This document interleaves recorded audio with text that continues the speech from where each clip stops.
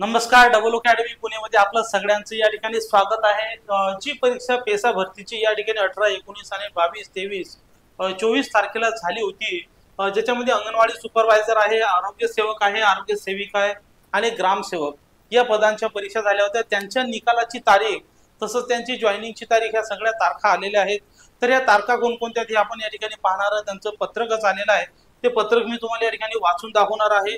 तत्पूर्वी या ठिकाणी डबल अकॅडमी तर्फे आपले नवीन बॅच या ठिकाणी रक्षाबंधनच्या आपण ऑफर दिल्या होत्या। या रक्षाबंधनच्या ऑफर मध्ये अंगणवाडी सुपरवायझरची बॅच आहे ती 2500 रुपयामध्ये तुम्हाला वर्षभर या ठिकाणी आपण दिलेली आहे ऑफर। या ठिकाणी ज्या महिलांना या ठिकाणी अजूनही जॉईन केलं नसेल तर तुम्ही आज उद्या 1-2 दिवसामध्ये या ठिकाणी हा बॅच जॉईन करू शकता, कारण की या ठिकाणी जी येणारी 500 पदांची जाहिरात आहे ती कधीही सांगता येत नाही।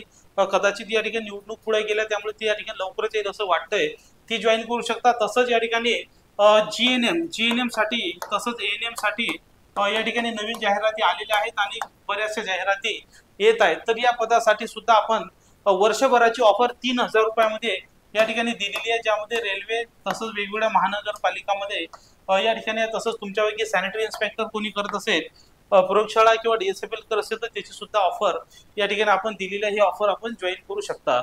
याच्यासाठी आपल्याला माहिती आहे double academy Pune app download करायचा आणि 8010457760 या नंबरवर फोन करायचा किंवा बॅच जॉईन करायचे। लक्षात ठेवा, ही ऑफर आहे, ही नेहमीसाठी नाही, त्यामुळे 2 दिवसात तुम्ही या ठिकाणी जॉईन करून घ्या। तर या ठिकाणी आता आपण बघू, ज्यामध्ये live class, recorded lecture, test series, ICDS चे आरोग्य विभागाचे दररोज लेक्चर, डेली लेक्चर, त्या ठिकाणी हजारो प्रश्नांचा समावेश त्या ठिकाणी आपल्या बॅचमध्ये असणार आहे। तसंच काही लोकांना या ठिकाणी पर्सनल गायडन्सची एकाच प्रयत्नात जीएनएम बनायचं असेल किंवा एकाच प्रयत्नात अंगणवाडी सुपरवायझर बनायचं असेल तर त्याची मेंटरशिप बॅच सुद्धा आपली सुरू आहे, ऑलरेडी ती चालू आहे। ज्यांना जॉईन करायची असेल किंवा ज्यांना या क्षेत्रामध्ये 5-5, 10-10 वर्ष राहायचं नाही, पटकन 1-2 वर्षात पोस्ट काढायचे, त्यांच्यासाठी ती बॅच सुद्धा आपण सुरू केलेली आहे। तर तुम्ही जीएनएम किंवा एएनएम किंवा या ठिकाणी अंगणवाडी सुपरवायझर या 3 पदासाठीची जाहिरात आहे, तुम्ही त्याचा लाभ घेऊ शकता। अधिक माहितीसाठी नंबर दिलेलाच आहे। त्या ठिकाणी जिल्हा परिषद भरती गट क सरळ सेवा पद भरती सूचना देण्यात आलेली आहे। यामध्ये नाशिक, धुळे, नंदुरबार, जळगाव, लक्षात ठेवा कोणकोणते जिल्हे आहेत, नाशिक, धुळे, नंदुरबार, जळगाव, नगर, पुणे, ठाणे, पालघर, गडचिरोली, चंद्रपूर, अमरावती, यवतमाळ, नांदेड या जिल्ह्याकरता बिगर पेसा क्षेत्रातली जाहिरात या ठिकाणी भरण्यात आली होती। या पदांचा जो निकाल आहे तो 31 ऑगस्ट पर्यंत 2024 पर्यंत या ठिकाणी घोषित करण्यात येणार आहे। कधी घोषित करण्यात येणार आहे। तसंच या ठिकाणी मात्र जे पद आहेत बघा, या ठिकाणी आरोग्य सेवक पुरुष, हंगामी फवारणी कर्मचारी, आरोग्य सेवक पुरुष 40%, आरोग्य परिचारिका म्हणजे एएनएम, तसंच अंगणवाडी सुपरवायझर, तसंच रायगड, रत्नागिरी व सिंधुदुर्ग या जिल्हा परिषद मधील आरोग्य सेवक पुरुष, आरोग्य सेविक पुरुष यांचे जो निकाल आहे 31 ऑगस्ट पर्यंत लागणार आहे, 10 दिवसात। तसंच